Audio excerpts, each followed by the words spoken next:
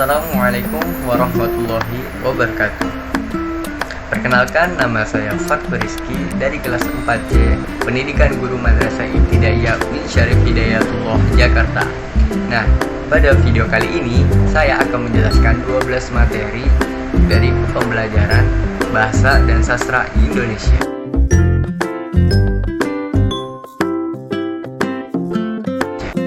Pertama yaitu ada deskripsi kata benda. Kata benda adalah kata yang mengacu pada manusia, benda, dan konsep atau pengertiannya yaitu segi semantis. Nama lain dari kata benda yaitu adalah nomina, yang mengacu pada suatu benda baik konkret maupun abstrak. Penggunanya itu lumrah ditambahkan pada setiap kalimat. Nomina atau kata benda tentunya sama seperti jenis kata lain, juga memiliki ciri khas atau karakteristik. Benda konkret yaitu adalah benda yang sebenarnya dan dapat diamati secara langsung oleh panca indera dengan cara melihat, mengamati, dan memegangnya secara langsung tanpa melalui alat bantu. Kalau kata benda konkret bisa berupa nama diri, nama zat, dan lain-lain. Kata benda abstrak merupakan kesatuan yang tak bernyawa. Contohnya seperti pendapat, keinginan, kepuasan, tugas, yang menggambarkan kesatuan tidak dapat ditangkap dengan panca indera.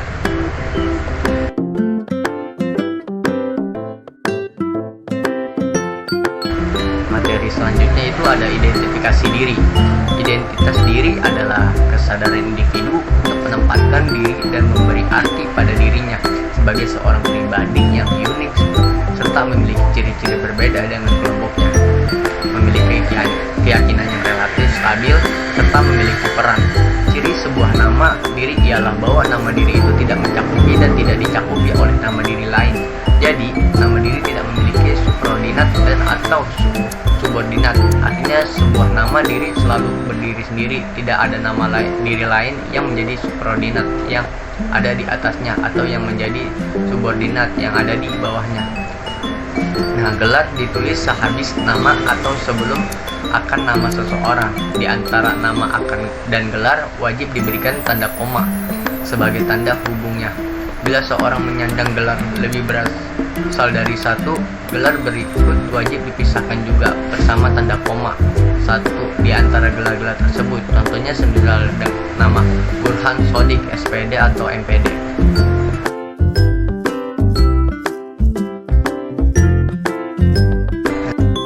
Materi selanjutnya itu ada kalimat sapaan. Kalimat atau ungkapan sapaan adalah hal yang sangat penting dalam kehidupan sehari-hari. Ungkapan-ungkapan tersebut itu akan menciptakan suasana yang lebih hangat dan bersahabat. Dan ungkapan-ungkapan tersebut juga sangat penting untuk kita ketahui oleh para pelajar bahasa Arab, agar percakapan berbahasa Arab kita tidak tampak kaku dan terasa lebih bersahabat. Sedangkan jika kita berbicara pada lingkungan baru dalam sebuah diskusi, nah kita itu wajib memperkenalkan diri dan mempersiapkan pertanyaan. Sebelum itu ada kiat-kiat ataupun tata cara dalam bertanya dan memperkenalkan diri kepada orang lain. Setiap bahasa itu mempunyai sistem tutur sapa, yakni sistem yang mempertautkan seperangkat kalimat atau istilah yang dipakai untuk mengacu pada orang yang dia bicara. Kalimat sapaan juga memiliki beberapa jenis dan bentuk pemakaiannya. Setiap kalimat sapaan yang digunakan itu sangat berpengaruh terhadap peristiwa percakapannya.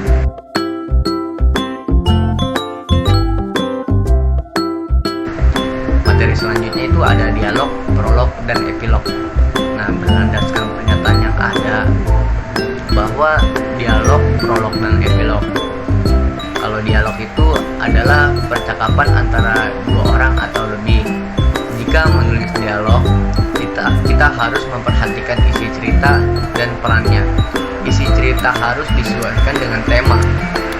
Berilah sebuah permasalahan atau konflik pada cerita yang akan kita buat. Konflik dapat bersifat perasaan atau bertentangan dengan seorang tokoh dengan lainnya. Nah, pemilihan bahasa yang digunakan pada saat dialog itu harus disesuaikan dengan situasi. Misalnya dialog pada situasi formal harus menggunakan bahasa baku, sedangkan situasi non formal menggunakan bahasa tidak baku. Sedangkan kalau prolog itu bisa menjadi sangat berguna dan menjual karena prolog itu merupakan bab yang pertama kali dituju pembaca untuk mendapatkan sedikit cuplikan cerita untuk memutuskan akan membacanya atau tidak. Nah, sebenarnya itu prolog tidak harus diambil dari bagian atau potongan cerita, tapi kita juga bisa buat dengan kreativitas sendiri agar lebih menarik perhatian pembaca. Nah, berikut ini cara mengidentifikasi penggunaan prolog yang berbeda. Pertama, kita gunakan prolog untuk memaparkan kisah latar belakang. Lalu yang kedua, buatlah prolog yang memikat hingga pembaca mau menghabiskan seluruh bacaannya. Yang ketiga, gunakan prolog sebagai alat untuk membingkai novel secara keseluruhan. Nah, yang keempat, berfokuslah pada perspektif karakter yang berbeda di dalam prolog. Lalu ada epilog, yaitu bagian akhir cerita yang biasanya berupa kesimpulan dari keseluruhan cerita sebagai penutup. Terkadang epilog juga digunakan untuk memberikan sedikit cuplikan yang mengarah pada cerita sequelnya. Epilog lebih mudah dituliskan dibandingkan prolog, karena epilog merupakan bagian penutup dari hubungan karakter utama. Beberapa epilog bisa mengubah persepsi pembaca terhadap cerita. Selain itu, epilog juga merupakan bagian yang kerap digunakan untuk menyampaikan amanat dan kesimpulan, serta kandungan intisari dan hikmah dari konflik-konflik yang terjadi dan terselesaikan dalam cerita tersebut. Umumnya, epilog berisi tentang kata-kata mutiara atau kalimat bijak yang dibarengi dengan ucapan terima kasih.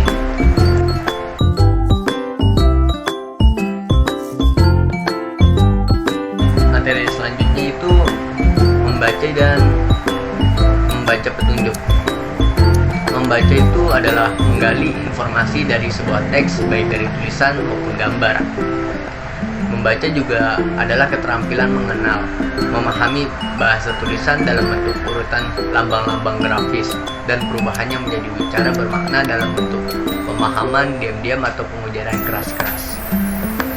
Nah, berdasarkan kedua batasan pengertian tersebut, dapat kita simpulkan nih bahwa membaca adalah kegiatan yang melibatkan unsur fisik dan non-fisik. Ya, tujuannya itu untuk memahami semua informasi yang ada dalam bacaan untuk keperluan tertentu dalam mencapai suatu keberhasilan. Nah, membaca juga adalah suatu proses yang dilakukan serta dipergunakan oleh pembaca untuk memperoleh pesan yang hendak disampaikan oleh penulis melalui media, kata-kata atau bahasa tulis. Nah, untuk menjadi pembaca yang baik itu kita harus memenuhi beberapa syarat, yaitu dengan mengumpulkan bahan bacaan yang tepat, 2. menerapkan beberapa strategi untuk meningkatkan keterampilan, lalu dan mempertahankan sikap yang positif. Nah, tujuannya ini agar para pemakai tidak salah saat menggunakan barang-barang yang dimaksud.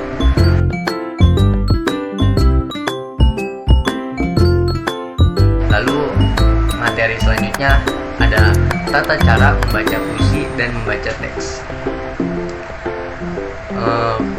Dapat kita ketahui bahwa puisi adalah rangkaian hasil pikiran dan perasaan seseorang yang dituangkan dalam bahasa indah dan struktur. Puisi terdiri dari unsur-unsur seperti imajinasi, pemilihan kata, pemikiran, nada dan rasa. H.B. Yasin dalam surat 1989 mengungkapkan bahwa prosa ialah pengucapan seseorang penyair dengan pikiran yang berbeda dengan puisi yang merupakan pengucapan penyair dengan perasaan. Nah, menurut tim, langkah-langkah dalam membaca puisi itu adalah: pertama, memahami isi puisi sebelum membacanya. Yang kedua, memberikan jeda pada teks berdasarkan kesatuan makna agar mudah dibaca.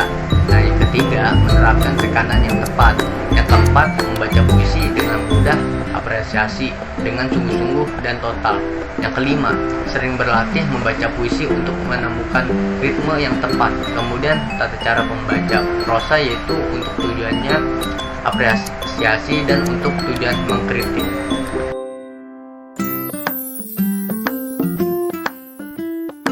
Lalu materi ketujuh, menulis tegak bersambung. Menulis tegak bersambung ini adalah kegiatan yang menghasilkan huruf-huruf yang saling bersambung dilakukan tanpa mengangkat alat tulis. Nah, menulis tegak bersambung biasanya dapat ditulis di buku garis 3 atau tipis tebal. Adapun kelebihan dari buku garis 3 ini yaitu untuk mempermudah siswa dalam menyamakan besarannya huruf dalam menulis, membantu siswa dalam menulis tulisan tegak, tidak miring ke kanan dan ke kiri. Hal ini disebabkan besarnya huruf yang ditulis bahwa siswa dipandu oleh dua garis atas dan di bawah yang berjarak pendek, sehingga tulisan siswa akan tepat pada garis, tidak lebih dan tidak kurang. Jadi agak mudah untuk menulisnya.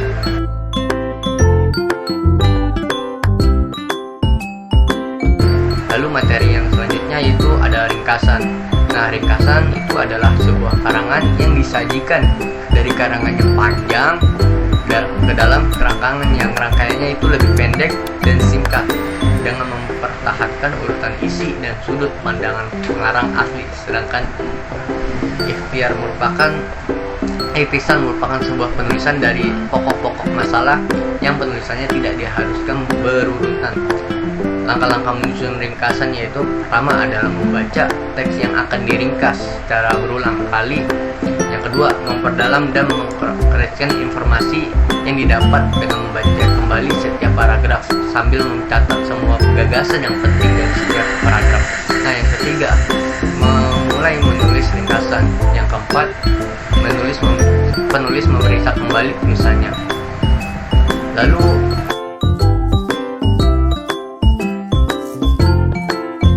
materi selanjutnya ada parafrase. Nah, parafrase ini merupakan suatu teknik atau cara untuk memahami kandungan dalam suatu cipta sastra dengan jalan mengungkapkan kembali gagasan yang disampaikan pengarang dengan menggunakan kata-kata maupun kalimat berbeda dengan kata-kata dari kalimat yang digunakan oleh pengarang. Nah, tujuannya ini memparafrasekan adalah untuk menyederhanakan pemakaian kata atau kalimat seseorang pengarang sehingga pembaca ini lebih mudah memahami kandungan yang terdapat dalam suatu cipta sastra. Nah, parafrase itu ada dua macam, lisan dan tulisan. Lisan itu berarti mengungkapkan kembali secara lisan tuturan dengan kalimat sendiri tanpa mengubah makna tuturannya tersebut, atau cara kita menjelaskan tuturannya kepada pendengar itu dengan gaya bahasa yang dapat mudah dipahami lah. Nah, sedangkan tulisan itu yaitu karangan yang berbagi atas beberapa paragraf.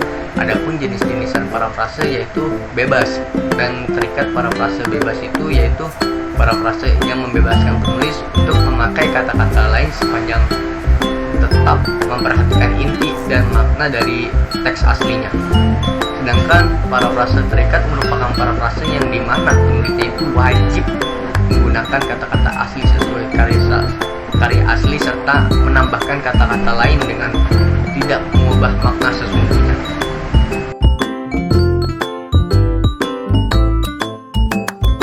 Itu ada surat resmi dan surat pribadi. Dalam pembuatan surat resmi ini sebaiknya harus memenuhi kaidah-kaidah yang berlaku dalam pembuatan surat resmi dan menggunakan bahasa Indonesia yang baik dan benar. Surat ini merupakan sebuah alat atau media komunikasi yang berupa tulisan yang berisi informasi, pesan, pernyataan, atau tanggapan yang sesuai dengan keinginan penulis. Surat dinas atau surat resmi ini merupakan segala komunikasi tertulis yang menyangkut kepentingan tugas dan kegiatan dinas-dinasi.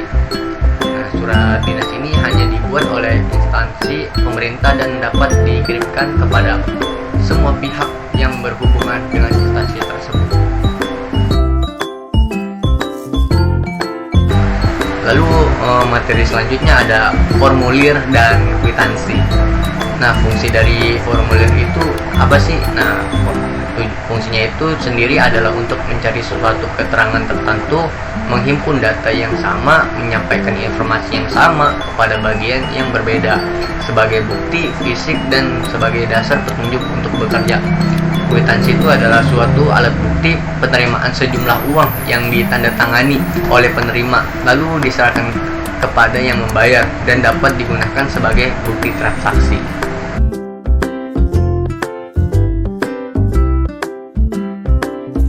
Nah, materi terakhir yaitu adalah naskah pidato.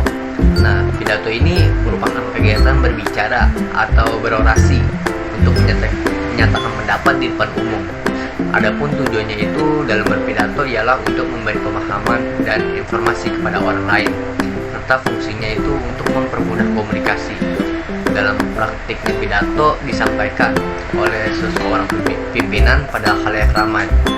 Dalam berpidato ada tata cara, mulai diawali dengan pembukaan, penyampaian isi, dan penutup, serta bagaimana kita bersikap dan berbicara yang baik di muka umum. Sekian 12 materi pembelajaran bahasa dan sastra Indonesia yang bisa saya sampaikan. Kurang lebihnya mohon maaf. Wassalamualaikum warahmatullahi wabarakatuh.